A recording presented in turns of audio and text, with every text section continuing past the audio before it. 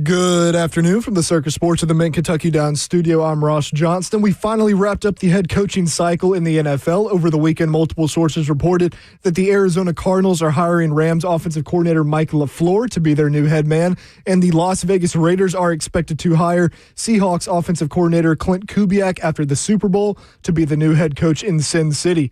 Also in some Nashville Predators news, general manager Barry Trotz is stepping down from his role. Trotz has been the GM since 2023 and was the head coach of the Preds from 1998 to 2014.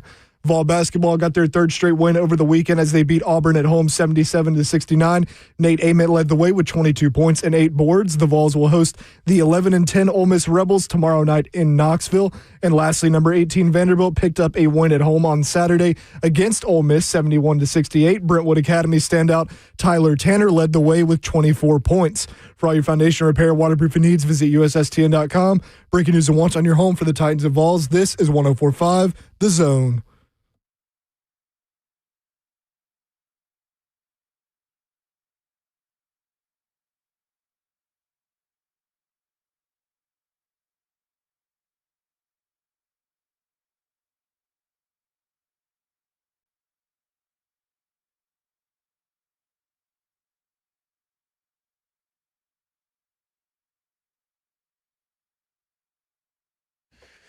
Cover 2 with Blaine Bishop and Zach Lyons here on 104.5 The Zone, powered by All Four Seasons Garage Door and broadcasting live from the 104.5 The Zone Circus Sports Studio. Kentucky's largest sports book can now be found at Circus Sports in Kentucky Downs.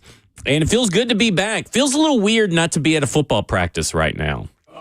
Because this is the time that we're in the middle of the first practice. They started practice this year at 1:30 p.m., went all the way to 6 p.m. Now, this is for the benefit of the scouts, not for the content creators or the guys they're watching, because their day is now over. They don't do the interviews and stuff after practice anymore with the scouts. They do them all before. So they get all that kind of interview work and everything out of the way. And basically, a scout's day is done at roughly 6 p.m. So for us, I have no clue really what any of you guys talked about throughout the week, because once we were done with practice, which was going on during the show, we went straight, recorded our show, then we had to go to dinner. My body does not know how to handle post 6 p.m. eating at this point. Did you talk to the players? Did they like the schedule? I mean, comparable. I know they didn't. Yeah. They weren't there before, but did it seem like they liked it? Because I bet they like sleeping in. Yeah. Also, it was going to be warmer temperatures there. If Yeah. I was a player, I'd be thinking about that. I don't want to be, especially with no indoor facility. It seemed like most people loved it outside of maybe it's just me and Stoney. No. I think the media people are just like, what you're saying. I just think the actual players, which the focus is on, right. They probably liked it better. Yeah, it seemed like they took to it pretty well and everything, and I know the scouts really loved it. But I mean, it was a fun week. Have a little bit of beef with the Senior Bowl management of the press box this year at the game. Oh, what? Okay, so it's always been first come, first serve. We've always been under this understanding. And most people leave before the game, most of the media members for the press box. And this year, attendance was really low because of the weather implications across the nation and all that kind of stuff. And so we get there an hour and 15 minutes before kickoff. Now, mind you, last year, we got there 30 minutes and were able to find a seat. We got there an hour and 15 minutes before kickoff. Press box is probably anywhere from 40 to 50 seats playing. And they have the entire back row, the upper row, the back row, basically marked off for scouts, which scouts have their own part of the building that they can go to and watch the game. But they have the whole back row for scouts. So there goes a lot of seats. We're talking about 15 to 20 seats automatically off the board for us media members, first come, first serve, because they're reserved for scouts. Then on top of that, this is the most we've ever seen out of the 4 years I've been going, where USA Today, the Draft Network, and individual people have reserved seating, which, mind you, they never gave us an option to put in claims for that. So these are the bigger name people. That left us with roughly, maybe less than 9 seats for the first come, first serve rest of the crew. So got there an hour and 15 minutes before. We have no seats to watch the game. It's 32 degrees outside, 25-mile-per-hour winds on top of that in Mobile, which sucks. And so we're not sitting in the stands. We end up having to go back to the Airbnb to watch the game on NFL Network because there was no seats, which is fine. I mean, we get to hear Daniel Jeremiah and stuff, but we thoroughly enjoy being able to watch the game in the press box. And they kind of screwed us on that, these media members. Oh, so they got a lot of media members like that. Yeah. I mean, only unless you were one of the lucky maybe 20 that had an assigned seat. We're talking about an event that usually has over 200 media people credentialed. Unless you're one of the lucky 20 that had an already assigned seat, then you were probably out of luck. I mean, there's so many people in the common area just complaining. I mean, as well, there's nothing we could do. I mean, we just have to go and watch the game somewhere else. It sucked. So you got your Vinny now. I got my Vinny now. So after that, how was your week? The practices themselves were great. Yeah. And the 1v1s, the games, the drills, and everything.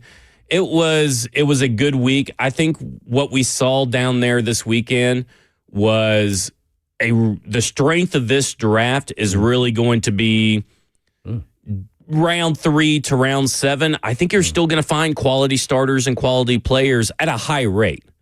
You always can find them, but I think these guys down here are some maybe not year 1, day 1, week 1 starters, but these are guys that can at least be, week 1 contributors that turn into starters with the right coaching and right development. And because there wasn't a lot of first rounders. I mean, I guess we were just talking about it before the show. Colton Hood is probably the consensus first rounder that was down there. Everybody else is really round 2, round 3. I don't know if anybody really pushed themselves into round 2. There was a lot of guys that opted out, right? Yeah, a lot of guys. I mean, Ruben Bain accepted. Then 2 days later, you remember we spoke on here. It's I'd be very surprised if he even took a snap. I thought it was 50 players or something. Yeah, it was. No? Yeah, there's some players on top of that that couldn't come down because of the ice and across the flying and stuff. So there was some of those were due to weather. Gotcha. But I do think that the guys that came down there, I mean, typically you start seeing all kinds of opt-outs by day 3 of practice, guys who had really good weeks. I mean, Caleb Banks, he played a guy that's a fringe first rounder. He played the entire week and played almost the entire game too, which is very rare, which makes me wonder, he had an okay week, so maybe he was still fighting to get his draft stock up a little bit, or maybe they wanted to see more from his week. Well, the scouts. What school? What position? Florida, defensive lineman from Florida. Is he D tackle or DN? Yeah, D tackle. And so he played a lot. Gabe Yakis, we've heard his name pronounced 30 different ways. We can't get one. I guess I'm gonna have to wait for Dane Brugler's the Beast, but he's an edge or defensive end out of Illinois. Great week of Senior Bowl. Consistently got better as the week went on. And then he's playing in the game almost the entire time. So this was kind of a weird. Usually you don't see that the last few years we've been. Usually those guys play maybe one drive or they don't even play in the game. But this year maybe it's roster deficiencies because of the weather. But I mean, I have to say that it was for the longest time. I was like, surely these guys are going to opt out. Surely they're not going to play. And sure enough, they did. Well, speaking of defensive ends, I guess who are the guys that kind of stood out at defensive end? I think the guy that stood out the most for me would be Zion Young, the defensive end for Missouri. Missouri, yeah. He plays like a rabid Wolverine. That guy just launches and goes and attacks with everything he has every play. And he has a little bit of moves. Right. Where do you project him? What round? Second. Second round? Yeah, second round. I think there's a lot of second round defensive ends here. Now, I think you'll see a couple of mock drafts push TJ Parker, the kid from Clemson, up in the first round, and maybe Zion Young up in the first round. I wouldn't personally, based on what I saw this week, but I think you'll see some mock drafts do that. But I do think like them two, Gabe Yakis, were 3 edge rushers that I thought cemented themselves at the very least in the second round. Who's a sleeper, though? I like Derek Moore, and I know he's not a defensive end, but he's kind of From built, Michigan? From Michigan, yeah. Yeah, that's the guy from And there's also another guy that he's a little small, but Nadeem Tucker from Western Michigan. Yes, that's all. Yeah, he's a little on the smaller side. Of course, Mac. But that guy, let me tell you something. He showed up throughout the week against better competition than what you typically see in the MAC. And he showed up in the game. I mean, this was a guy that showed up consistently against talent that he doesn't really see. Now, he did see Michigan State in the first of the year this past year and Illinois this year. And he had 7 pressures against Michigan State, 0 pressures against Clemson or Illinois and J.C. Davis. But I do think like that guy, wow, like that's the kind of stuff that I love watching when I go down to the Senior Bowl. Some guys that make you want to go back or go watch their tape. Like I had never heard of Nadeem Tucker until this weekend, and he had a really good week. But Derek Moore he had the highlights, but he had some run stops that you just couldn't believe that he was getting in there. I mean, the one that everybody saw was that he bowls over the University of Miami tackle, Markel Bell. And then he also pushed over the Illinois tight end into the running back to make the tackle. And I'm trying to find my roster. Oh, there it is. But he made a couple more run stops. I don't think he played in the game. I meant to check this and the replay. I don't think he played in the game on Saturday. But throughout the week, that's a guy that I feel like cemented third-round status that could sneak into the second round. But Derek Moore, the defensive end out of Michigan, and let me tell you something. His defensive line mate, Rayshon Benning, got better and better and better and better. And he's another kid from Michigan. Like, I mean, the kids from Michigan that were on defense on that defensive line, they had they had him and Derek Moore. They showed out throughout the whole week, and I was Rayshon Benny and Derek Moore, I was very impressed with them, as well as Nadeem Tucker. Crawford? I think I remember. Keon Crawford from Auburn. Yeah, that's. I thought I saw. He's kind of a sleeper, mid-round guy. I kind of like what I saw. Yeah, I think he's another one where it's like, go back. What he's one of those guys that catches your eye, and you're like, he's got the off the bus look. And he looks like a defensive end off the bus. And he's a guy that obviously played opposite of Keldrick Falk. So Keldrick Falk, who is a pretty much consensus first-round draft pick from Auburn this year, he kind of got a little overshadowed by Keldrick Falk. So that's a guy that, when everybody's watching the tape, they're all looking at Keldrick Falk, probably not looking at Keon Crawford a lot. So I kind of think that Keon Crawford is an interesting one to watch as well, because I think you could find a bunch of defensive ends. And when I mean a bunch, I don't mean that like they're all, Yeah, some breaking news. Sorry, a second late on this. Thank you, Blaine, for the heads up. But sources say the Ravens are hiring Anthony Weaver as their defensive coordinator. So Weaver Fever is headed to Baltimore. There you go. No, he's headed to the Giants. No, right? No, it's the Giants? No, that Baltimore? says here. Oh, Baltimore? Yeah. Baltimore. Oh. Yeah. Which means that because Denard Wilson is defensive coordinator up at the Giants. Oh, that's right. But he was there before him. Right, you're right. Yeah. So, Ravens get a good one with him and Jesse Minter together. Oof. That's interesting because you would assume that Minter's going to call plays and Anthony Weaver is just going to go over there and be defensive coordinator in name only, but we'll see. But that's a pretty good hire that's a great hire. As a pretty good hire. Where you may have concerns about Jesse Minter and the leadership or establishing leadership. Hey, Anthony Weaver ain't no joke about that. So it'll be interesting to see how that goes. That's a really good hire for the Ravens right now. I mean, they're putting together a pretty good staff up there. No joke. Giants, I love the Denard Wilson pick. We had to talk to a few Giants people off the ledge about Denard Wilson. They didn't know. Apparently, their fan base is not happy with John Harbaugh in general right now, but they're definitely not happy because with he hadn't Denard gotten Wilson. his OC either. Yeah. right? You know? I'm getting them all confused, but he hadn't signed his association. Nope. Brian Callahan and Cliff Kingsbury and a few others are going to be interviewing up there. Oh, my. Yeah. Just for, yeah. That there. Hey, man, he's starting to get a little desperate. Yeah. Right here.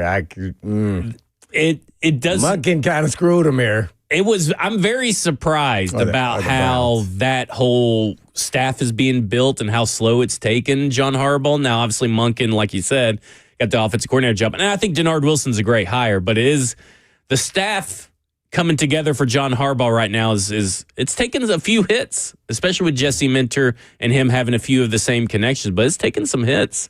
It's not coming together as cleanly or as quickly as possible as you would think John Harbaugh would go. But so who's on the docket for the Titans is DC? You got a list? Gus Bradley and Gus Bradley. Gus Bradley and Mike Rutenberg seem to be the two names right now that are most closely associated with the defensive coordinator position. Now, Gus Bradley, good chance that he follows Mike LaFleur to Arizona because he'll have a chance to call plays at Arizona if Mike LaFleur wants him. That seems to be the heavy connection, according to Albert Breer. But Mike Rutenberg is the defensive pass game coordinator for the Falcons this year, or was 2025.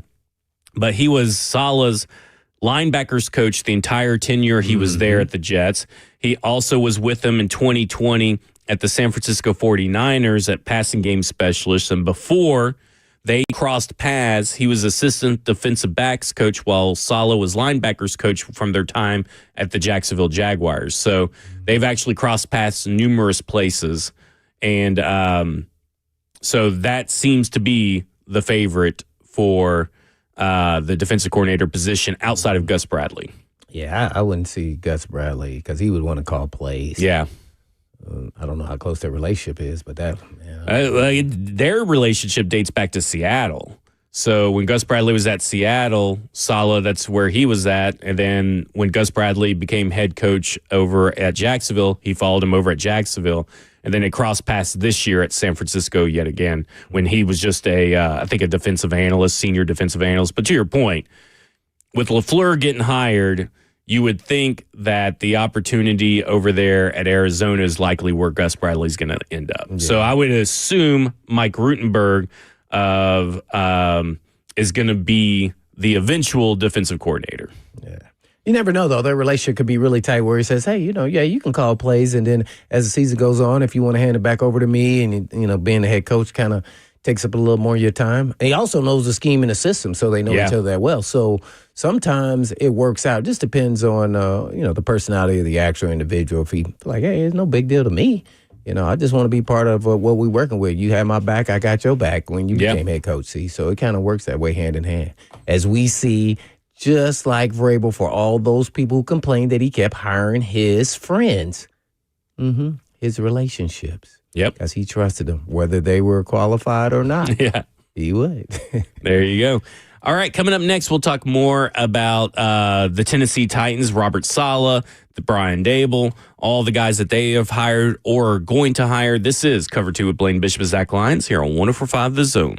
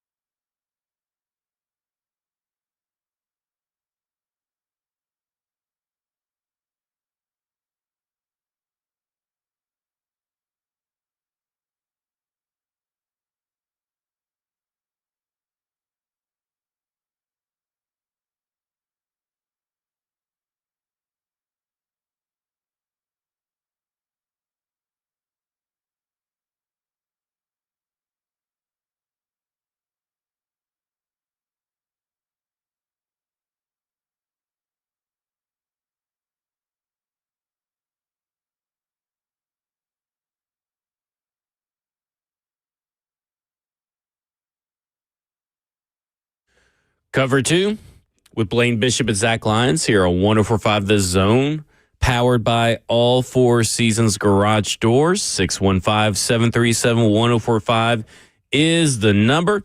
Join in on the conversation. We've been talking about Senior Bowl. We've been talking about the Tennessee Titans and head coaching hires around the NFL. Anthony Weaver just joined up with the Baltimore Ravens. He'll return as defensive coordinator.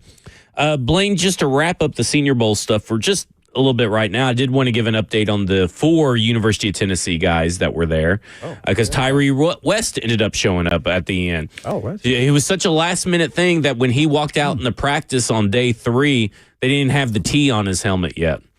I mean, that's how late of an addition he was and how quick he got there, to his credit. What's funny is that I believe I was on the show on Wednesday, which is day 2 of practices with you guys, and we talked about Bryson Eason, and he's the defensive lineman from University of Tennessee, and I was like, well, he's just on the ground so much. I mean, always on the ground. And as soon as I got off the phone with you guys, I went out to practice, and first drill, he's on the ground. However, after that dude came to play. I mean, he flipped the switch on probably in the middle of that day 2 practice, carried it over into day 3, and I will have to say that even in the game, he was making plays. I don't know what he is in the NFL, if he's going to be an interior defender or a defensive end, and I think he's like a 5th or 6th round, but for the Tennessee Titans perspective, if you're looking to upgrade maybe the James Lynch spot on your roster, maybe Bryson Eason is that guy. Jalen McMurray kind of didn't have as strong as a week as I think he would have liked to have had. Colton Hood, such a good week. He opted out of day 3. And Tyree West, when he showed up, he made plays at the game and at the one day of practice that he was at. So those guys were good. And I would say this, because we can kind of see where the focus of some scouts are when drills are going on and all that kind of stuff. Defensive back seems to have caught the Tennessee Titans' eye, I would say, at the Senior Bowl. And I would think that maybe they're obviously huge need at corner. Mm-hmm. Have no clue what the new regime feels of Marcus Harris, Darrell Baker Jr., how they plan to use their safeties. But I would say the focus for a few of the scouts for the Tennessee Titans contingent that was down there seemed to be heavily focusing on the cornerback situation at the Senior Bowl. Oh, for what did you see out of a couple guys? The Muhammad kid, right? Malik Muhammad had a great week. Oh, my gosh. It didn't matter what they did. It didn't matter if he was off, if he was up, if he was in the run game, covering a running back, covering a tight end. It did not matter. Do we know his measurables are off? Yes. Tough? So Malik Muhammad from Texas is 5'11", almost 6 feet, 183 pounds, 32-inch arms, and 9.5-inch hands. Mm-hmm. So great week. Yeah. So how would he stack up to Hood? Who was better? I would say this for what you Hood's his first round pick. I know That's what the people are saying. If you were basing it solely on the Senior Bowl, because I've not watched Malik Muhammad tape, but if you were basing it solely on Senior Bowl week, and Malik Muhammad is a second rounder and Colton Hood is a first rounder, I'm waiting for Malik Muhammad.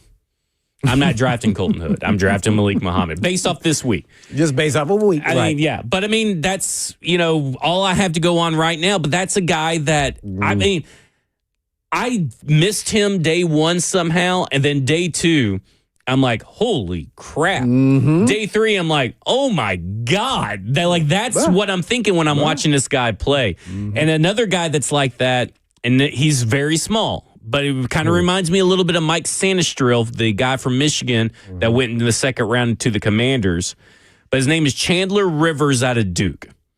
And Chandler Rivers is 5'9", 185, 9.25-inch hands, and he's got a 29.75 arm. So he's small. But they had this guy. We watched a little bit of the Duke tape. They had this guy at Duke and here all around. Outside slot, free safety. And they rotated him around that formation. And that guy, in the Senior Bowl game, he made 2 fantastic open field tackles on guys much bigger than him. Played physical, played in their chest. I mean, Chandler Rivers really caught your eye. And I don't know if the Tennessee Titans necessarily need a guy that's 5'9", but they can't go wrong with the guy that plays like that. Like, no matter. Because I know you got Marcus Harris, who may be your slot guy. Again, I don't know what this team is necessarily going to do with its cornerbacks. But sometimes you just need ball players. And Chandler Rivers is a ball player. Yeah. Well, okay. You know, I loved him, actually. But I guess was a sleeper was this guy, Fred Davis. But another guy that I really liked was Ephesian Price guy. From Washington. So he is called, I see why the fans call him Pry Lock. Oh, because he is locked down. Okay, so now we got 3 guys. Where do you project him? I think a second round. And Muhammad. Yeah, I would think I don't know where Chandler Rivers goes, but I could tell you that because his height.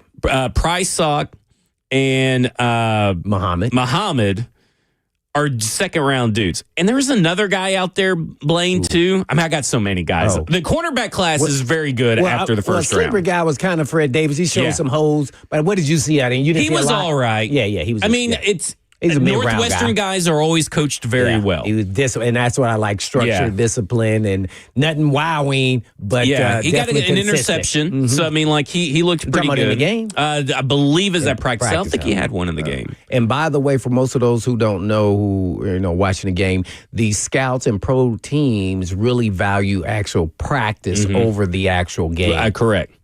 So it's a little bit different, kind of weird it's that way. But which is weird because some guys show up in the game and you go, well, dang, I didn't see that all week. Yeah, I know. Garrett Nussmeier was one was for me. Yeah, he got the MVP. I was about to get to him because I know you ain't a big fan of his. Todd McShay and loved him some Garrett Nussmeier throughout the week, and I thought his last day of practice was the worst. Well, who was the best quarterback overall after all week? Who was the best quarterback?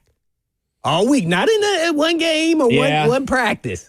I just want to hear your names. I mean, hear you say Nussmeier. I just want to hear you say it. I think it was Luke Altmaier. Luke Altmaier. Yeah, I think, and I think Luke Altmaier was the calmest from Illinois. He was the quarterback from Illinois. He's solid. He's solid. He's solid. And I think when you talk about, I take into account the ups and downs of practice. He didn't really have a lot of downs, but at the game he wasn't as good as Garrett Nussmeier. And Garrett Nussmeier was really good. But, throughout the week, I thought Altmaier did well. My big hot take was Diego Pavia's get drafted.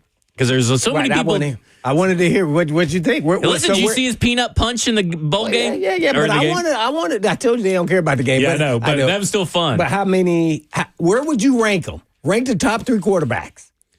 I would go based off practice. Luke Altmaier. From Illinois. Right? Yeah. Ooh.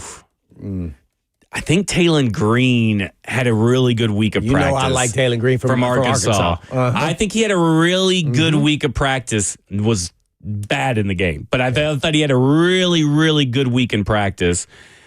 So you put him number 1? No, I'd say Luke Altmaier's number 1, Taylon Green number 2. I think I would then maybe consider Garrett Nussmeier number 3. Oh, so Diego not there. It's really close because all those quarterbacks just had their ups and down games. But I think that when it came to practice, I thought that Taylon Green and Luke Altmaier were probably the most consistent of the rest of them. Like, you could probably lump all those other guys like Cole Payton from North Dakota State and Sawyer Robertson from Baylor all together because they all had their ups and downs. Now, Sawyer Robinson and Cole Payton look like they are NFL quarterbacks. Sawyer Robinson is 6'3". He's got that, and then Cole Payton is 6'2". So they got the height advantage. Nussmeier looks really small. Diego Pavia obviously looks really small. But I thought that maybe Luke Altmaier and Sawyer Robertson and Taylon Green were the best 2 practice quarterbacks throughout the week. Oh, what did Nussmeier measure at? Nussmeier was 6'1", even 202 pounds, and he looks smaller than Cam Ward, who was a little bit more than 6'1", but not much, and 210 pounds, if I'm not mistaken. But he looked really small compared to all the other quarterbacks when he's standing next to him. Luke, your guy, you have number one from Illinois. He was 6'1" too. I know. But it's just, I don't know if it's just a weird. Well, sometimes shoulders and broad shoulders and more muscular build kind of can make a guy look shorter or taller from view from the stands. I definitely know that. But now this TDG in the chat is saying no way Pavia is better than those dudes or whatever. I'm just saying, like, at practice he was good, and I think he's getting drafted. I don't think there's. I don't think he's going undrafted. Did you look at what I was asking? Mostly, did he have most of the success from shotgun? It was. He had a few good things from. He got better under center as the week went on, but it wasn't as good as what some of these other guys were. Yeah. Well, yeah. So, I thought he would be a late round pick because I think you're going to roll the dice on a guy like that, had that kind of success in the SEC.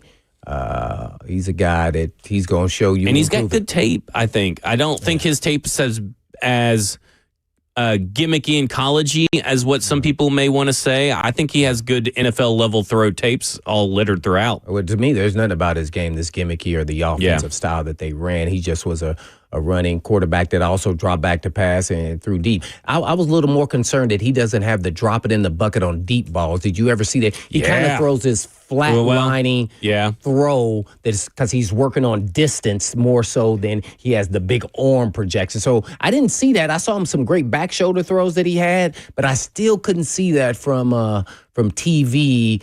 If he had a few down there in practice, I'd deep, but it just didn't look like a NFL deep ball. You know what I'm getting at? I would say they didn't do any, because you're right, they were back shoulders, the ones I'm really talking about and thinking about. He was phenomenal with those, by the way. Yeah, there wasn't really a lot of throws that were like 50 yards down the middle of the field for any of the quarterbacks, really. Even Green? Yeah, even Green had, I think Green had one down the middle, and it was the Malachi Fields one. Most of these guys, listen, let me tell you about this tight end class real quick. I know we're just kind of jumping all over the map. This tight end class that was down there, they couldn't catch anything. Oh, even the guy Joy?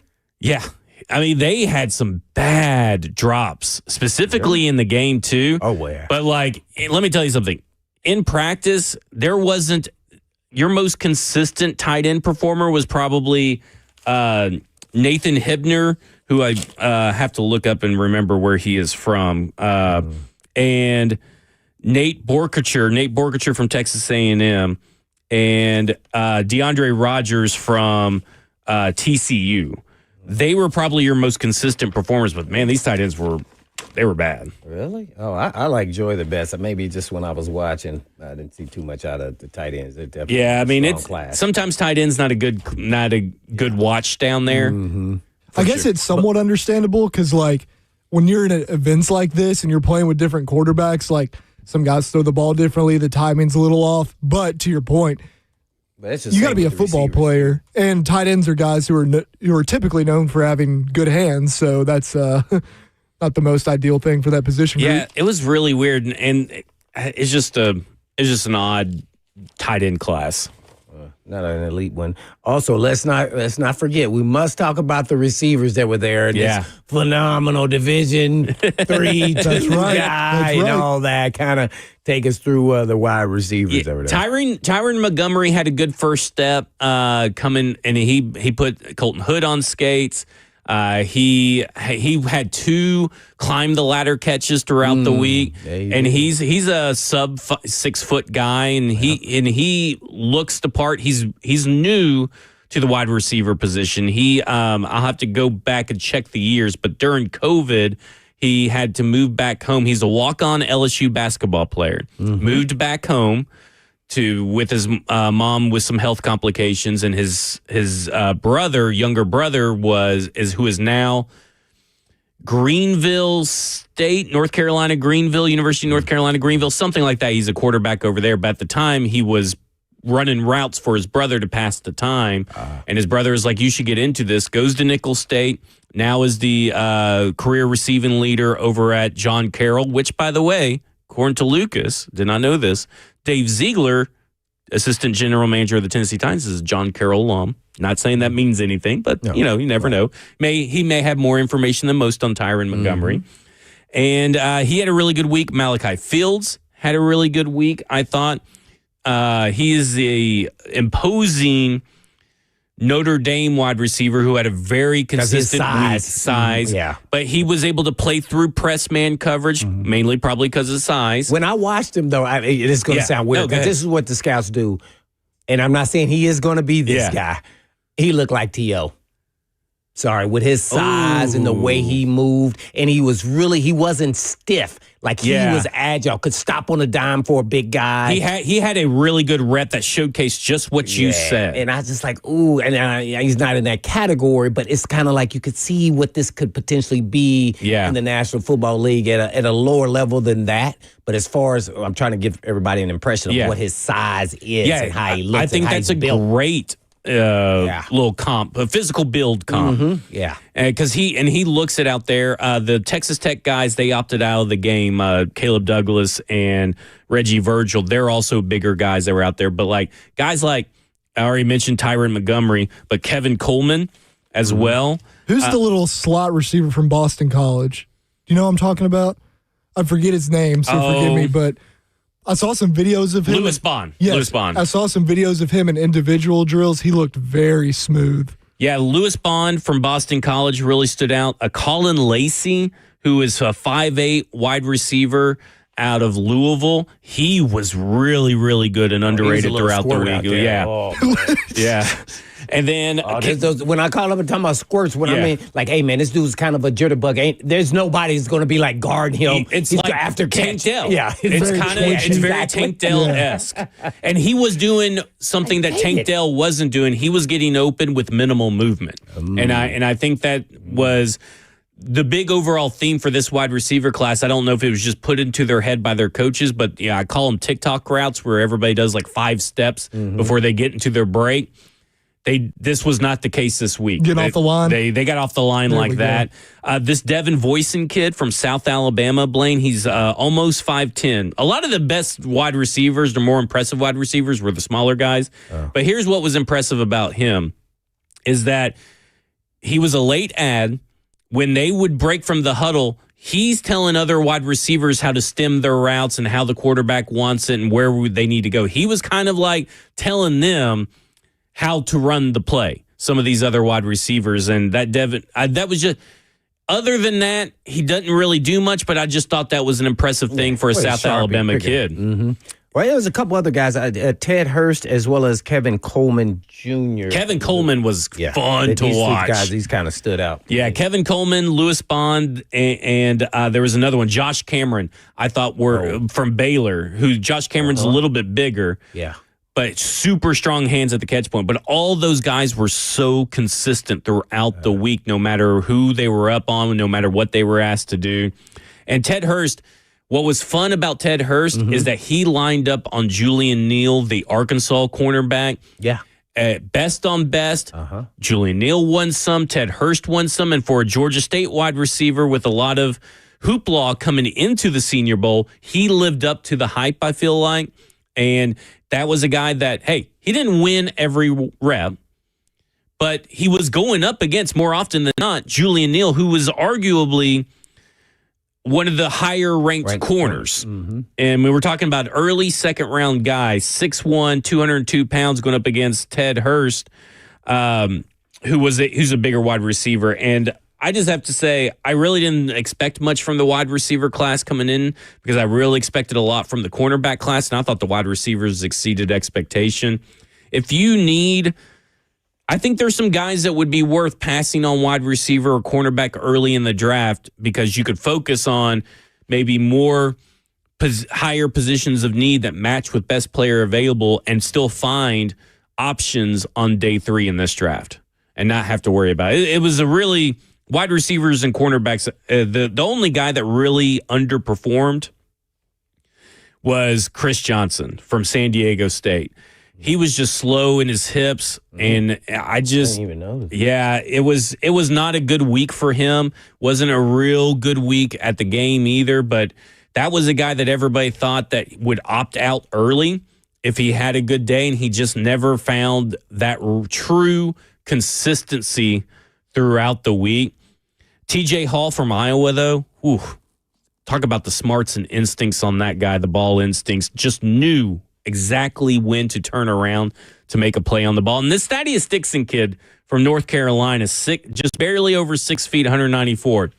Again, kind of like Fred Davis, wasn't flashy, but was consistent all week and just knew exactly where to be at all times to make a play on the ball. There you go. Senior Bowl wrap-up. We'll get to your phones. I got to ask you one more question, though.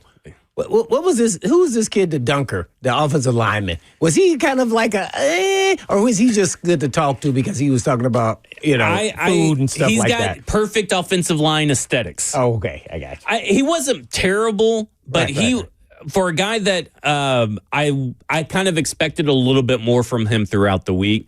I don't think he was absolutely, god-awful or anything, but I do think that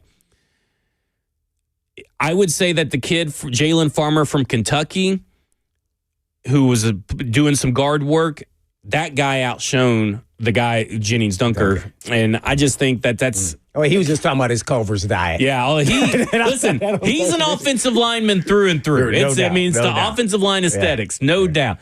I just think that there was a little bit more that I think he left a lot of meat on the bone at practice, which is uncalled for Any for an elite offensive line. Tackles that make you say, we may draft him. Now, there's some third-round tackles maybe I'd be entertained, but there's offensive line did not have a first-rounder in the group, in my opinion, no matter where it was at. There you go. All right, coming up next, more of your phones. We'll also talk about the Tennessee Titans and Robert Saleh and Brian Dable. This is Cover 2. Blaine Bishop and Zach Lyons here on 104.5 The Zone.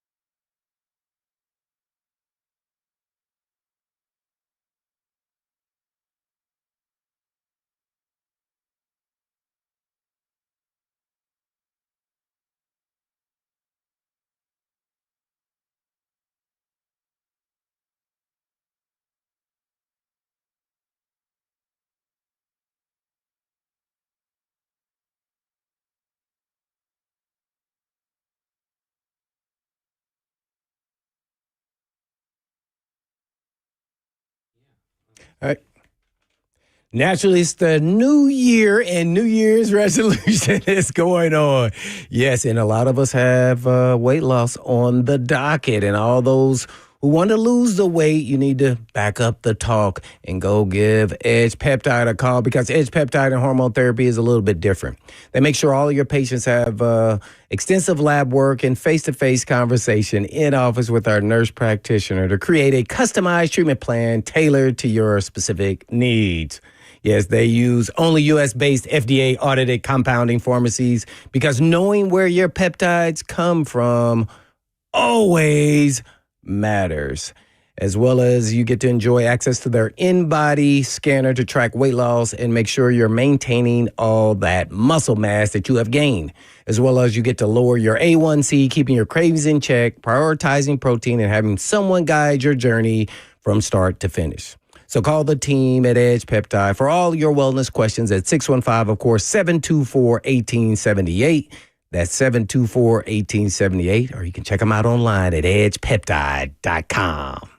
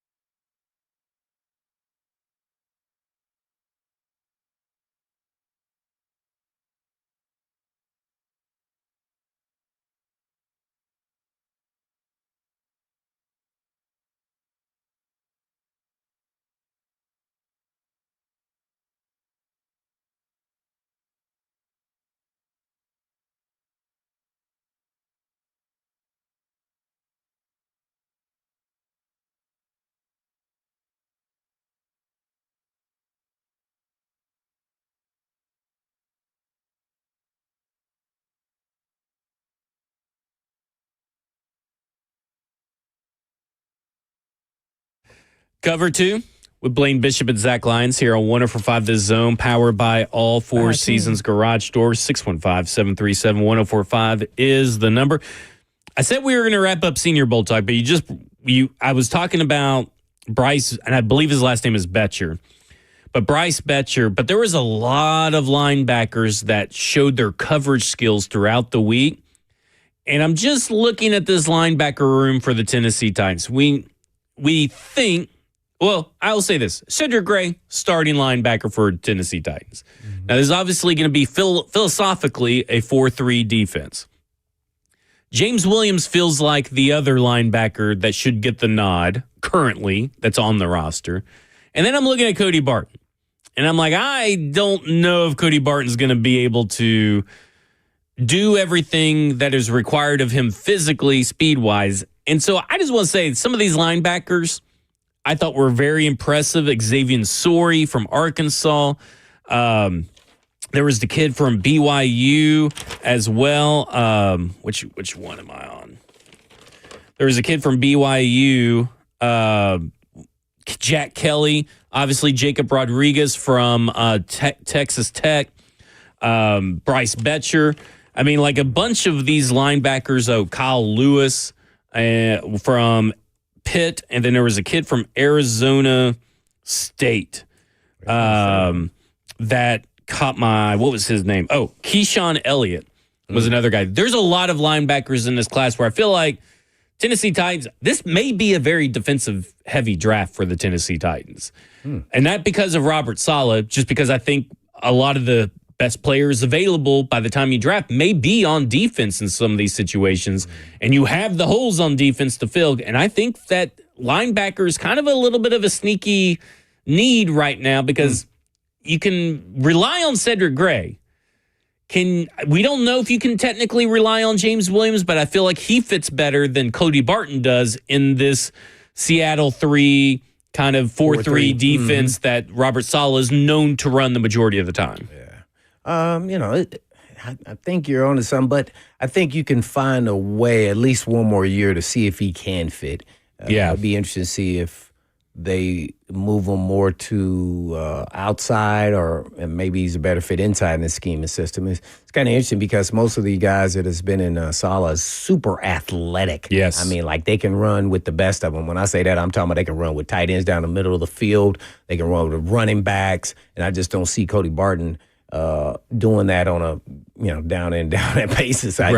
So he's really sharp. He's smart. So you could say he could maybe be an outside, but then he may be isolated against some really, really good players. So I just don't know how much they think they can go with him. Or do they move inside and move Cedric out? And then they can improve his pass, or his pass covering skills, and that he has more upside, at least for one more year, to see if that could work. So you just don't know because you're trying to make sure you don't have to fix every position because it's not going to happen overnight, especially in one draft and free agency.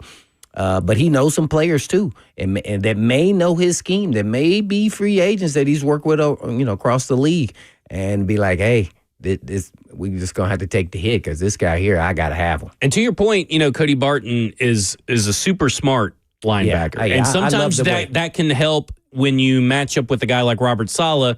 Maybe you guys talk, you guys figure out what's the best way to utilize you. And again, not to create an additional hole. You have enough holes on this roster as it is. Right. But there is an opportunity maybe in this particular linebacker class to maybe find a guy to at least maybe develop behind Cody Barton to take over for next year. Because I do think if even Cody Barton does play this year, it's a 1 year kind of deal for him, even though he's on a 3-year deal, and in his second year, it just feels like it just doesn't feel like the most perfect fit, but a fit that should be able to work with Robert Saleh in some form or fashion. Yeah, at least if you say it's temporary, we can upgrade that the next season. Yeah. So we get by. I don't know, man. And that comes, after watching some film and seeing how guys fit. Only he knows, and coaches know who fits their scheme and system. So yeah.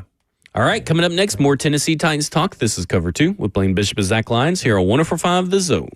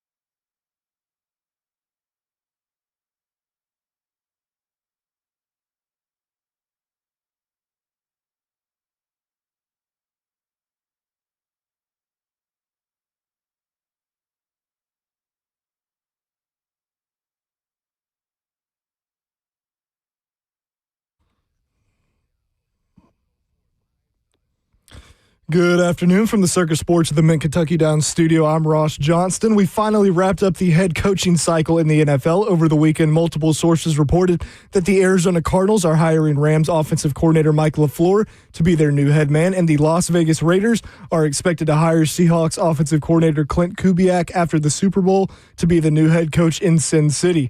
Also, in some Nashville Predators news, general manager Barry Trotz is stepping down from his role. Trotz had been the GM since 2023 and was the head coach of the Preds from 1998 to 2014. Fall basketball got their third straight win over the weekend as they beat Auburn at home 77-69. Nate Ament led the way with 22 points and 8 boards. The Vols will host the 11-10 Ole Miss Rebels tomorrow night in Knoxville. And lastly, number 18 Vanderbilt picked up a win at home on Saturday against Ole Miss, 71-68. Brentwood Academy standout Tyler Tanner led the way with 24 points. For all your foundation repair, waterproofing needs, visit USSTN.com. Breaking news at once on your home for the Titans and Vols. This is 104.5 The Zone.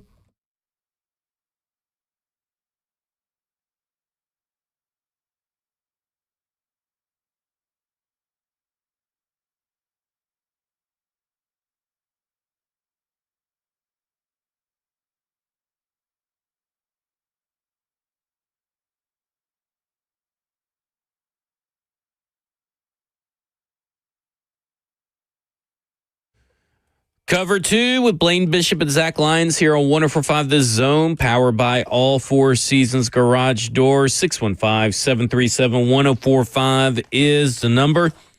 On Thursday, Robert Saleh spoke to the media for his initial press conference with Mike Bergonzi. I put in my headphones and was trying to listen and watch the practice at the same time. It did not go well for my brain. But I was able to take notes and everything, even though I was missing a couple of offensive line, defensive line reps and everything. And I just wanted to get my thoughts. I mean, I gave a lot of thoughts on football under the efforts that night when we were doing our Senior Bowl coverage too. But I was kind of impressed with just how relaxed he seemed to be. And maybe it's just because he's done this before or something. But it just seemed he was very clear in his vision, very approachable, and obviously accountability was a big thing.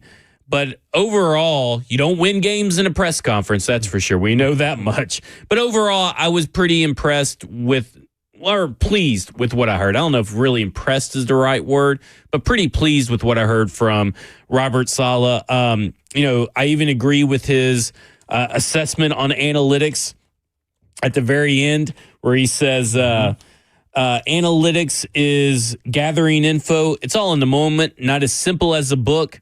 Doesn't account for weather or Big Jeff versus third string guard.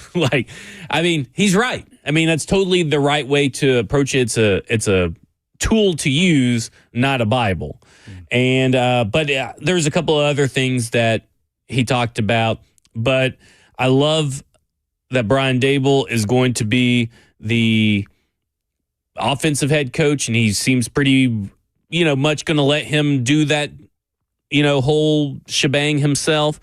They said the succession plan for Brian Dable is going to come into clearer vision when the entire staff is released. We haven't gotten the entire staff, I guess, so far, even though we got a good chunk of the offensive staff. Mm-hmm. But what did you think of what Robert Saleh had to say through his press conference? What were your thoughts on it? Oh, I can't recall what I said. I said it last week when we had a presser. All the things you just said there, the things that I've said about analytics is the exact same thing. Yep. Just put it in a different context. It's supposed to be part of the data, not the end-all, be-all.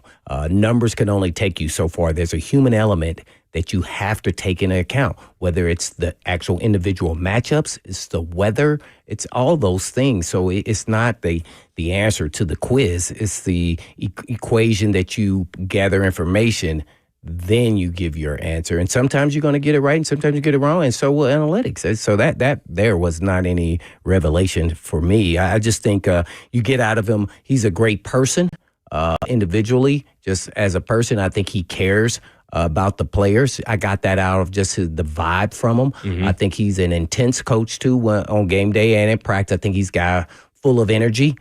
I think He said, what was it? All gas, no brakes or something like that. Yeah, I love that. Oh, yeah, that's right up my alley. So that's kind of, I need to learn how to brake. And then lastly, the thing that he really said, and I've said this before, is you got to understand each individual player and understand what makes them tick. He said the exact words that I've said. Mm-hmm. So I think that's what make coaches really elite coaches, because you got to find that button to push on each individual player, especially key players at key positions.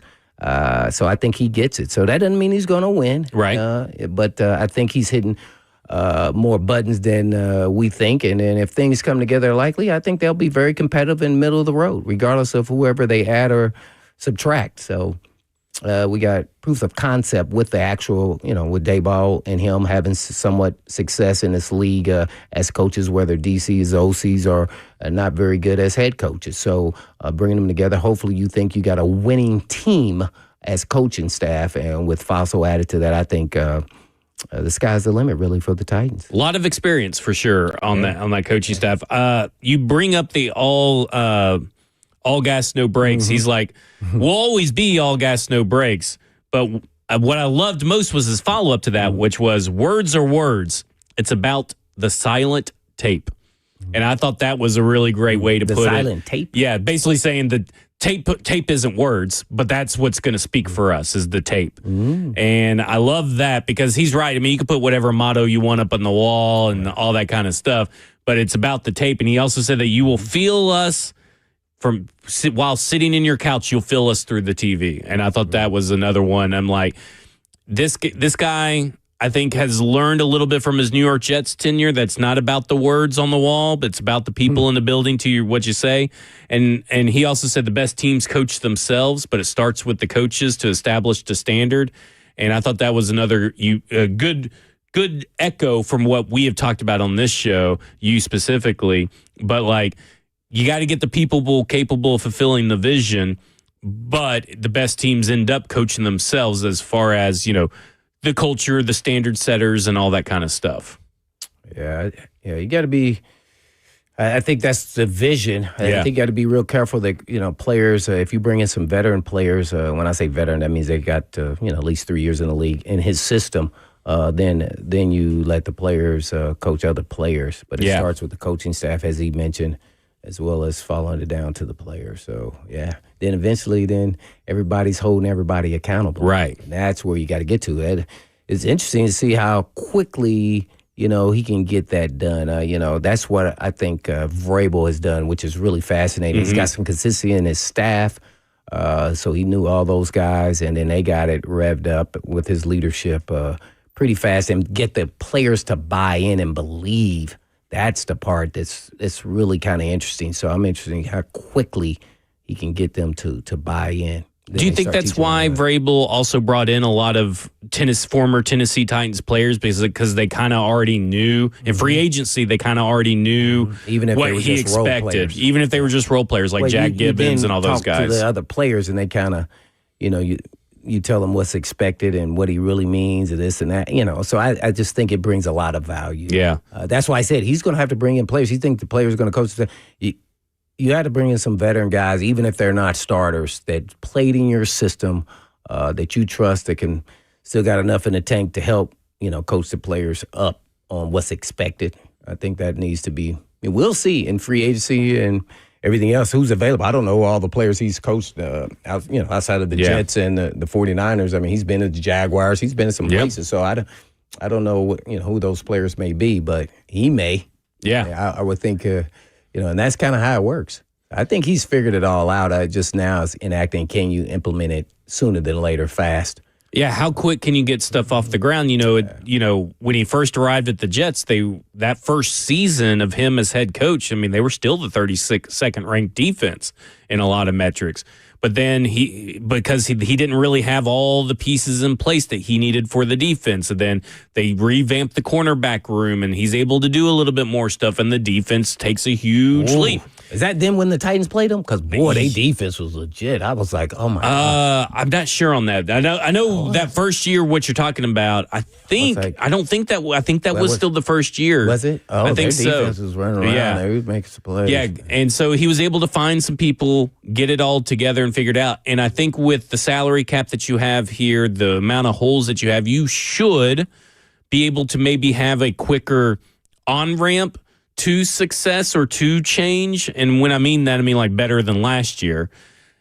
But we still got to see the whole plan when it gets enacted. We got to see the free agency. Got to see the draft. We're still a long way from finding more concrete information.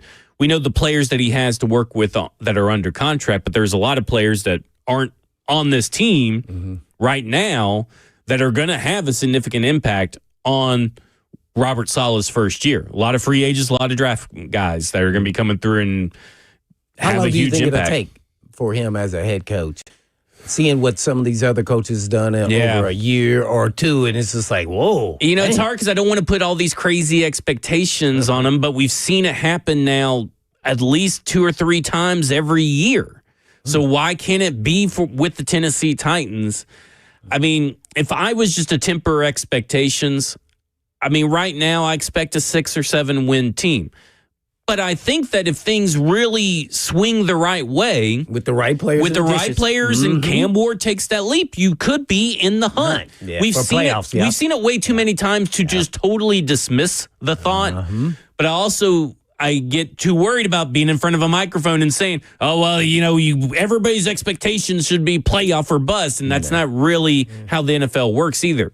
Yeah, I think that's why I say they should be very competitive. Yeah, and that's not even knowing who they sign in free agency and then the draft. Because you got to have some football IQ and acumen that a lot of people don't take for granted. They think everything is always about talent, and talent is important. But how you implement those players and how they fit scheme and come across their knowledge of the scheme and understanding it on both sides of the ball is a whole nother ball game, and that's what makes teams the elite teams out. And the other ones, on the outside. So they right players, boy, they could go fast. Because, they already have somewhat of a DNA. The team played really hard. You could say what you want to say about Callahan and McCoy, but one thing was evident. These guys played hard for them. So I don't think that part of it is needed. Everybody's hungry. They're young, and they want to impress, and they want to learn. So let's see if they can get it done, implement it. Yeah, it'll be very interesting to see where they. I'm really excited. I'm excited. I'm trying to hold it back, and I'm a little giddy. I'm with you, and I hadn't been that way for a long, long time. So I just, I think I have belief. These are good football guys. That's what I can say. And we have tangible evidence of them succeeding in some form or fashion. Like obviously Robert Saleh or an OC, right? Yeah, that's what I'm saying. We didn't really see head coach success by either guy. But we did see defensive coordinator and then you got special teams. You're going to have 3 units that play complementary football more often than not. No. Now, is a complementary football good enough to beat some teams you shouldn't beat and not lose to teams you shouldn't lose to? We don't know. Yeah. But I feel like week in, week out, we'll be able to honestly sit here in front of a microphone and say, there'll be a lot more times where we're saying, Tennessee Titans will likely cover the spread. Tennessee Titans could win this game than we have the past few years. Oh, my. It just pained me. Oh, my. Pre-game shows, post-game shows should be a little bit more enjoyable. Oh, man. Is how I would put it. But it's hard to kind of contain the excitement. Yeah. And part of that excitement is that the Tennessee Titans have a proven, experienced offensive coordinator. We'll go to your phones coming up next, 615-737-1045, and we'll talk a little bit about Brian Dable and the rest of the staff. This is Cover 2 with Blaine Bishop and Zach Lyons here on 1045 The Zone.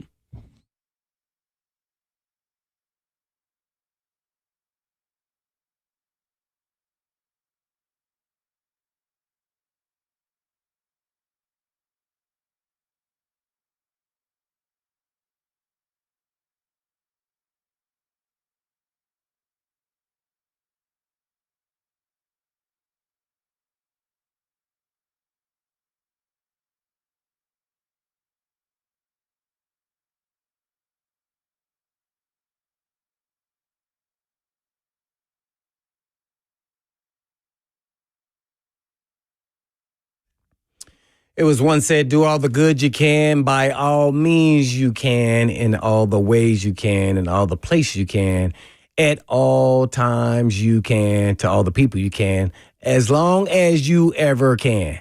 That's what owner Aaron Stokes has tried to do for over a quarter century.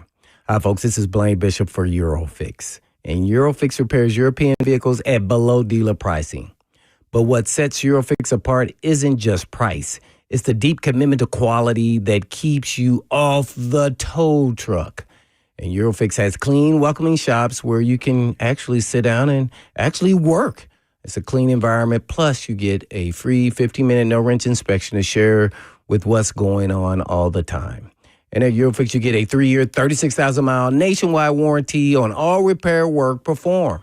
And rental cars are available with all appointments. 5 locations in Nashville, Franklin, Murfreesboro, Belmead, and Mount Juliet, and more to come.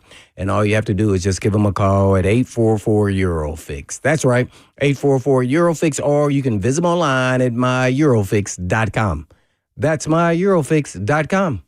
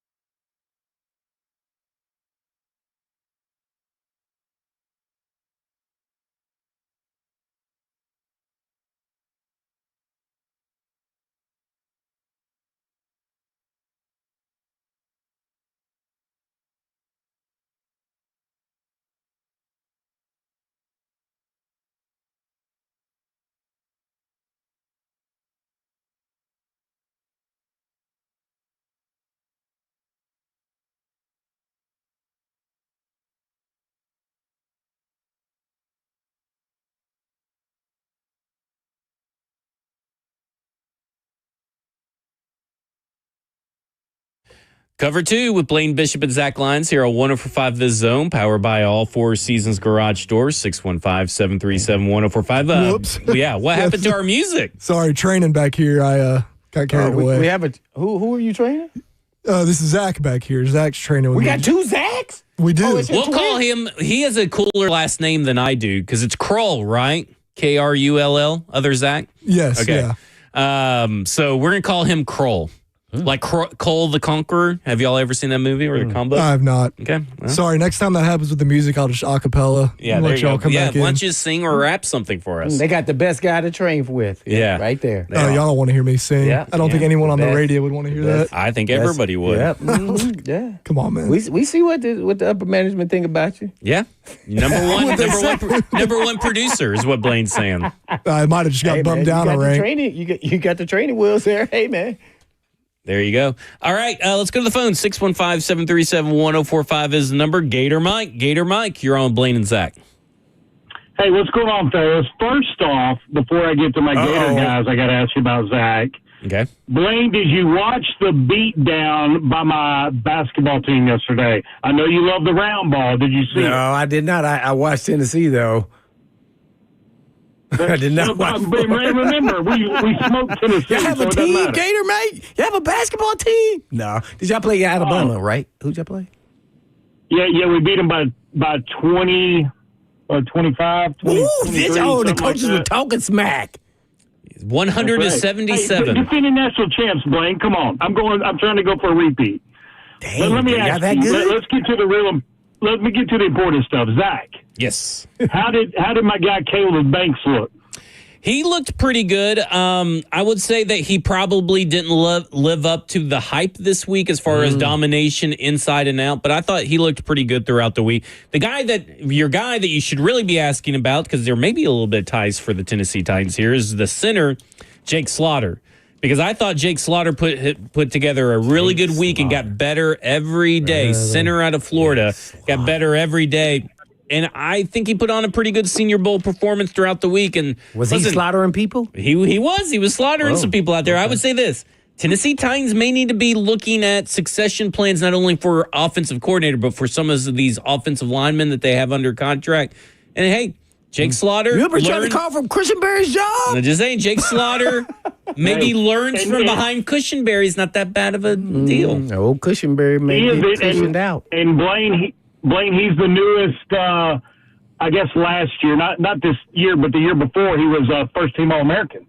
Center Jake Slaughter. Yeah, really? Yeah, he's pretty good. Also, too, Zach, I didn't see too much either about Tyreek Sapp. Did he do anything, or was he kind of underwhelming, kind of like his senior year was at UF? I wouldn't say underwhelming. I would just say very average. He did flash a few times, Gator Mike, throughout the week, but it wasn't anything consistent. He's also a little bit of an undersized defensive end, a little bit of a tweener. But right. I did think that he put in a good effort, and it wasn't a bad week. It was just a good week. I mean, it was very average. You think he'll get drafted? I think so. I think someone will take a shot on him. 5th round. Okay. 6th round, well, maybe. I appreciate it, Zach. Like I said, glad to hear about Jake Slaughter, though. He's a great locker room guy and all that stuff, and he makes other guys around him better. So I'd love to see him in two-tone blue. So there you go. Thanks for the update. I appreciate it. No problem. You say that, Gator? Yeah, Jake Slaughter, pretty good week. I mean, Slaughter. Yeah, good, Ooh, great, cool name. Great name. Great name. It's like Ephesians prize suck, but like I know, like those are just good names. Wow. All name Senior Bowl Bible, right there. I mean, those are some can't beat that. Can't beat that. Okay, so we were talking about Brian Daboll. Now, we have not heard from Brian Daboll or anything, but the offensive coordinator hire was going to be so important for the success of Robert Saleh. And I think that he knocked it out of the park with this one, whether it was because of him or it was because of Mike Bergonzi. I mean, I lean that it was a joint effort, a concerted effort to get Brian Daboll here, because obviously I love how he kind of put it as we have great empathy for each other from our time in New York together. I think that was a great way to put that we both came from crappy situations and we trauma bonded over our New York Giants situation and New York Jets situation. But I just really thought that Brian Dable was a fantastic hire. I think he's a really good fit for Cam Ward because I know he is part of that Earnhardt Perkins tree, but he's a lot more adaptable and flexible within that scheme than most other guys that tend to use that scheme. What do you think of the Brian Dable hire? Yeah, I mean, Daboll is the guy who's kind of adjusted his scheme based off the talents of the players around him, let alone the quarterback. So, yeah, I think that's proven concept. I think that's why I'm so excited. I think both of the coaches know how to game plan, not for actual individual games, but they also understand how to game plan with the actual talent that the player presents. So, and everybody has different skill sets, and everybody's not elite at every form of their game. And you kind of lean into those things until those other parts of their game get up to par. So, yeah, I think Daboll, yeah, man, he's outside of Daniel, it's probably, man, we couldn't have done any better, man. Yeah, I look at it with him in the sense of... You saw him a lot with Alabama, right? Yeah, I thought he was really good at Alabama. Of course, he's bringing one of the coaches that he met in Alabama, Shea Tierney, that's followed him What'd from you think Buffalo. about him? I don't know much about Shea Tierney. But Brian Dable himself, I mean, he went... That's a guy that went to college and in one season was able to turn some things around for the better, kind of modernize a little bit of that offense for Nick Saban, and then bring some of the college aspect of the game into Buffalo. And while it did kind of take him a little bit to kind of figure out what Josh Allen is through those first 2 years, Josh Allen got better every year under Brian Dable. And I love how adaptable he is. And I loved what Robert Saleh said is like 90 to 80% of the league is part of that Shanahan kind of West Coast tree. And Dable is different, forcing defenses to kind of game plan differently within the week. And it is a limited amount of time that you have throughout the week, just in general, because you got practices and all that kind of stuff and the CBA and what you can and can't do. But I love that he kind of was like, this defense kind of gives me fits, so I want to make sure I get this defense in there. We've seen offensive guys do that with their defensive coordinators as well. Like, this defense gives me fits. I need to get a defensive coordinator from that tree.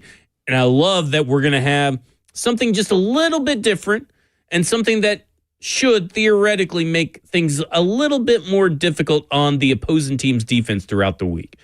What did you think of that kind of like philosophy or statement from Robert Saleh? Well, I mean, we kind of went through the whole deal. So, I mean, a press conference is what it is at this point in time. Now, I'm all about that action. We hired him, and now let's rock and roll. I'm not going to get caught up in the semantics of his words or phrases or... I think that's what he was trying to contain, too, because he started getting into coach mode. He kind of even said S-H-I-T. That's the motivation from a coaching perspective, is that they both know they had shots. Daboll's going to want another shot, and Salah was going to prove that he deserves his shot. Yeah. So, the motivation here and for their to be success, I think, is high. And everybody's motivated all the way around, let alone the organization. So, I think that's what we need to be thinking about. And I think they did a good job of hiring. I brought up last week about, a lot of people, talked about how the organization and the ownership group was ragging, Miss Amy. And then now, are y'all all happy and elated about this hire? All I hear is about Berganzi. But guess what? Yeah. Who you think she gave the seal of approval to? Remember? Oh, Nagy was the front runner. That's Berganzi relationship. Well, guess what? That didn't happen. So who knocked that and then made them go in this direction? The ownership group. Right. So you got to know this. You got to do because most GMs are going to lean into, I would too, people that you know. And it didn't happen. So obviously they saw something, and we shall see if it works. I would put my money that it will. Yeah, I would say that Amy, I thought it was interesting the stuff that he said about the research he did, the extensive research Saleh did on the organization, and the stuff that he's heard from people around the league, even about Miss Amy, who pretty much has been given this bad reputation, right? Like the fans gave her a bad reputation. National media has put it out there that she's, not... I guess you would say the approval rating around the league for Amy Adams Strunk as an owner isn't that high. But from everything that he kind of went out of his way to say about, like, you know, hey, I did all this research. Here's the things that I've heard about Amy Adams Strunk and Mike Bergonzi and these guys. Like, you know, I did a lot of research, and I kind of wonder if all those bad press moments for Amy Adams Strunk, if that was just an echo chamber of the fans just being unhappy that they're losing. And maybe that's really what causes this, because I never really thought that Amy Adams Strunk was as bad of an owner as what everybody makes it out to be.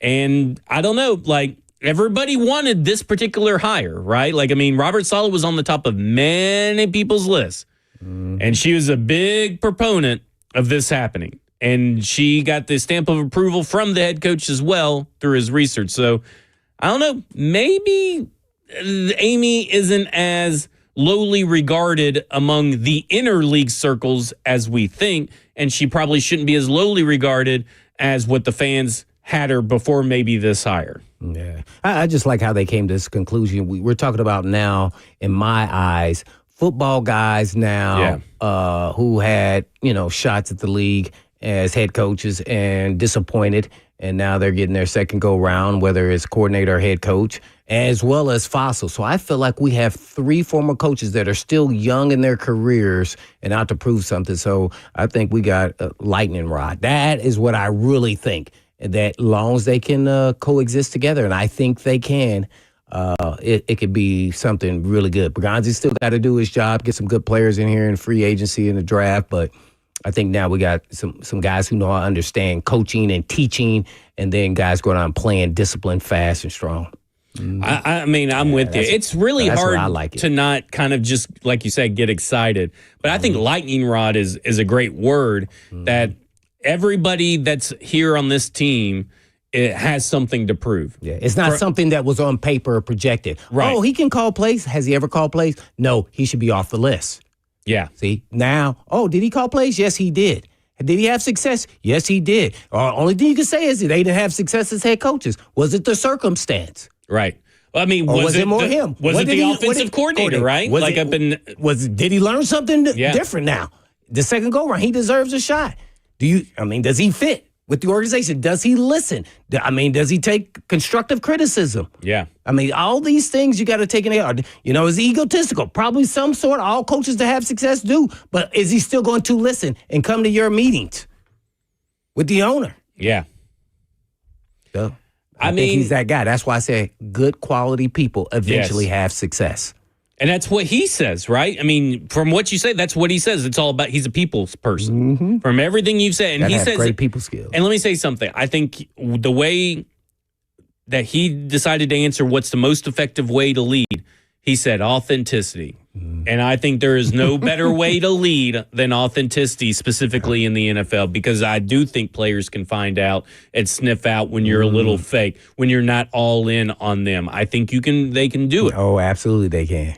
Yeah. And so to me, it's like, I look at it and I go, there's always a little bit of arrogancy, right?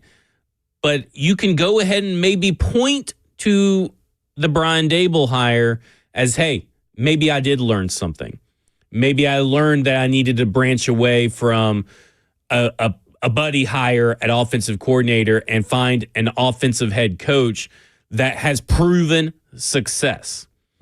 And Brian Dable, as an offensive coordinator and a play caller, has had proven, tangible success, not only just as a play caller, Blaine, but as a young quarterback developer. I mean, you can say what you want about Daniel Jones and his time there, but Daniel Jones eventually just got injured and couldn't stay healthy. Got him good enough to get a big contract, right? Got him good enough to get to the playoffs and a big contract, to your point.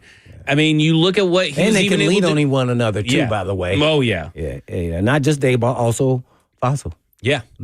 I just think this, and I love there's guys like well-respected guys like Aaron White-Cotton, the defensive line coach, Carmen Brasillo, the offensive line coach, who are proven player developers in the league, like proven, tangible player developers. And I love Carmen Brasillo because he learned from Dante Scarnecchio. the offensive line coach for the New England Patriots. That always did more with less than everybody else. Who actually really was a guru. Yeah, for sure. And I'm not here to call Carmen Brasillo a guru. Don't get me wrong here. But he did more out of less. That's always a guru. I will say this. If you looked up his pass blocking efficiency and ranks, he took over a team that wasn't really very talented in New England, 17th best. And then the next year, 4th best. He took over a team in Vegas that wasn't very talented in that first year, 26th best. Next year, 7th best. Mm-hmm. Took over a not very talented team over in, the Giants. And they were kind of piddling around, made some moves, went from 29th to 3rd. And this is a pretty talented group of offensive linemen for the Tennessee Titans that started getting better and better and better as the year went on.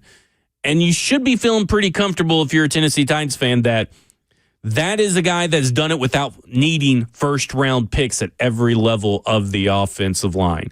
And Aaron Whitecotton, his history speaks for himself. His resume at Dallas, his resume wherever he has been, the defensive line has been outstanding. And there is, again, talent on this defensive line already ready for him, where maybe this defense and this offense can be a little bit better, a little bit quicker with the coaches matching up with the players right now. And that should get you excited. I mean, this is a very good-looking staff right now, for sure. Not to mention, like you already said, Bones Fossil, which is the proven guy. I mean, I don't know if you heard Mike Berganzi on the OTP, but he said that was like one of the first questions we asked all these head coaches is, what do you think about Bones Fossil? Because, I mean, he's one of the best special teams coordinators out there. And you're looking at this, again, we go back to it, the coordinator experience between these three guys and the proven tangible success as coordinators. It's hard to bet against this staff right now. Again, I've just worked myself into a frenzy. I'm all hot. I don't even need this jacket because I'm just all excited. You got the other Zach back there. Yeah, we just have to get the new Zach to come in. Just slide him in there. I see your brow's sweating a little bit. I know. It's a little hot in here. Oh, man. These lights may need to turn them down. How did you get a tan out there at the Senior Bowl when it was cold? I think this is wind chill. I think this is sun. I think this is still out. Yeah, I think this is wind burn. I ain't gonna lie. The wind was whipping. Oh, man. Yeah, I think it's more windburn than sunburn. All right, coming up next, we'll get to your phones, 615-737-1045. This is Cover 2 with Blaine Bishop and Zach Lyons here on 1045 The Zone. Salah.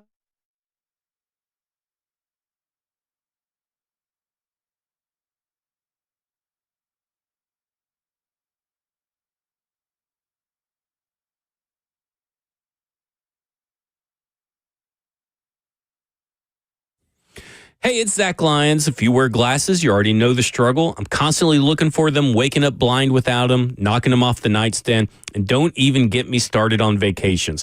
Heck, at the Senior Bowl, I could only bring either my sunglasses or glasses to practice, switching them constantly, around. Fogging up, smudges, scratches, my whole day revolves around these things so that I can see. And the truth is, I've been dealing with blurry vision for years. Glasses help, but they're also a hassle, and lately I've been seriously thinking there has to be a better way. That's when I started hearing from colleagues here at Cumulus who had vision correction done by Dr. Horn, A Vision for Life, and every single one of them said the same thing. They wish they'd done it sooner. So I did my homework, I read the reviews, decided it was time. I'm going to have my vision corrected by Dr. Horn later this month, and I'll walk you guys through the experience step by step before, during, and after. If you're tired of dealing with glasses, contacts, or blurry vision, don't keep putting it off. Call Vision for Life at 615-436-2020 or visit visionforlife.com to schedule your consultation. And I am excited to finally see clearly.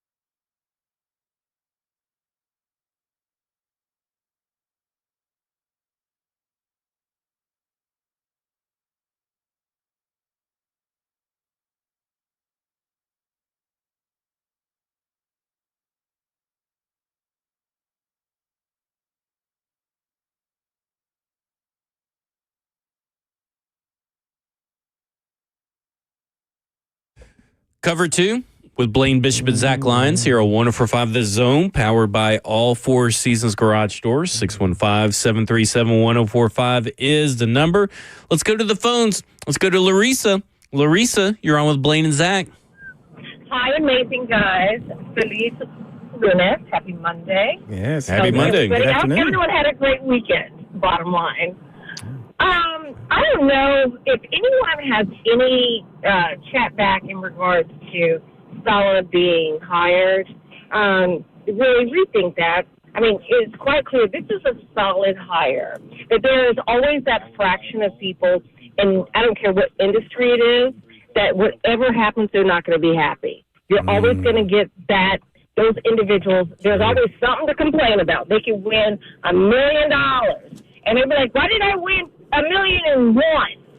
So, but this is clearly a man, a coach, a father that is digging in. He's ready not just to create a team that's going to knock down some walls for him. He wants to knock down some walls as well. So the Titan fan base deserves that. But that fraction of people that are complaining about him being hired, I mean, who would you want? Do you want to go coach the team? You know, I mean, what are you doing? But with that said, give the man a chance. Give this team a chance. Preach, Larissa. It's going to be a good season. All right, guys. Bye. Thanks. She hit an octave that I'm pretty sure the only dogs could hear at some point during that. Yeah, she was a little pumped up there. Some of the glass started breaking around here. I will say this. I think she's right. I mean, listen, I had other candidates that I had preferred over Robert Saleh. But I always said, no matter who's hired, we don't really know what they're going to be as a head coach, especially guys in their second go-around. So for me, it's just like, I'm always willing to give a guy a chance until he can prove one way or the other where he deserves it. Because, I mean, again, I can sit here and say he's bad and I have a 50% chance of getting it right. I can say here he's good and I have a 50% chance of being right. But at the end of the day, he's built himself a pretty good coaching staff, and it's with guys with lots of experience. Even Shea Tierney, who not many people know, He's the quarterback's coach. He's the quarterback's coach. Has experience. He's been in the league since 2019 with 2018 with Brian Dable in Buffalo. So he's followed him all the way through. So, I mean, that's a lot of quarterback experience. He's exclusively been working with quarterbacks, either in assistant capacity or main quarterback coach capacity. So even a guy like that has true experience. And I want to go to another guy just real quick, Cade Knox, who is the game management guy that they have hired. They let go the one that Brian Callahan promoted this year. And I have to say, you don't really put this all on Cade Knox, but he is a part of this. Throughout Brian Dable's tenure as New York Giants head coach, which is where him and Cade Knox, he was his version of stretch. Brian Dable won 63.6% of his challenges. From 2022 to 2025, that's the third best rate among all NFL head coaches. Amongst Stretch? I don't know where New England was, or I guess, well, there was a time that he wasn't there, but you know, right. But just saying, through 2022 through 2025 of the NFL teams, 63.6% of his time, third best. The league during that time average was 45.8, so below 50% the NFL average. So this guy was at a third rate. Brian Dable and him. During his time at New York, 2021-2024, Robert Saleh was the 11th best at challenge win rate. So, I mean, these two guys combined have won a lot of challenges, and they hired a guy that seems to know all the rules, at least on the outside looking in, and know when to challenge, know what to challenge, and win it. And I will say this, their timeouts, both these guys, you know, I talked about good timeouts, the timeouts you use in about time management. Time management. Both these guys during their tenure, 2022 to 2025 for Dable and Saleh 2021-2024, were the 8th best head coach in good timeout rate. So in that instance, Cade Knox is a force multiplier for Robert Saleh, who is actually already pretty good at some of this time management stuff. knowing when to go for it, Robert Saleh was at the bottom. He was not very good. Brian Daboll was just average. So maybe they have a little bit of, now obviously that's data driven. And we've already talked about at the top of the show that this stat, the go for it when you should, doesn't account for weather, doesn't account for, injuries and all that kind of stuff. But what I'm saying is that, again, Cade Knox is a hire that is a force multiplier for this team that was already pretty good in some of these areas that you want your coach to be good in. Can you put in any multiplier that tells, hey, their defensive tackle is injured and we run behind our guard? Yeah. It'll work. Yeah. Nothing? Nothing. Nothing yet? I can't do that. Oh, man. At least I can. That's way above you send me to MIT and maybe I can. They had to come up with something else then, man. They didn't tell everybody what to do. Yeah. Yeah. Oh, my. You can't do that. To pay my way to go to a engineering school, and I'll see if I could do it. But I mean, to the point, good timeouts and challenges. These two guys, now obviously Robert Saleh's calling the shots, but the guy that Brian Daboll's they can refer to one another and have conversations. And then this Cade Knox guy knows what he's doing. Right, he's in the head, and probably the head coach is just going to make all the decisions. Right. But yeah, so that's that really should be good to hear. And that matters because we've seen the past, let's just say 2 coaches, McCoy and Callahan, making mistakes with this. Yes. They should not knowing the rules, and they're deferring to the guy in the headset. That sounds so crazy that you just said that. I mean, how do you not know the rules? It may be okay for a player maybe not to know the rule, but the coach, the head coach, right? Come on, Ross. I was irate, and also the guy that you hired, the guy that you spent 2 minutes in an interview with Easton Freeze over the summer, glowingly calling one of the brightest football minds in the building, also didn't know the rules. And guess what? This sometimes happens. Yeah. And maybe this is what happened with Brian Callahan. He does know the rules, but he froze in the moment. Maybe he did. In the moment. Can't ever predict what happens in the moment. Purpose. It's like that 90% free throw shooter. Get up at the line. Game on the line. Air ball. Ross. I don't think he was a 90% shooter. Yeah, that is true. That is true. All right, that will do it from us. 3HL's up next. They're live from Vegas for their Super Bowl coverage. They'll have Todd Furman, Stoney Keeley, and Chris Lowe on today. This is Cover 2 with Blaine Bishop and Zach Lyons here on 104.5 The Zone. And in the meantime, and in between time, peace.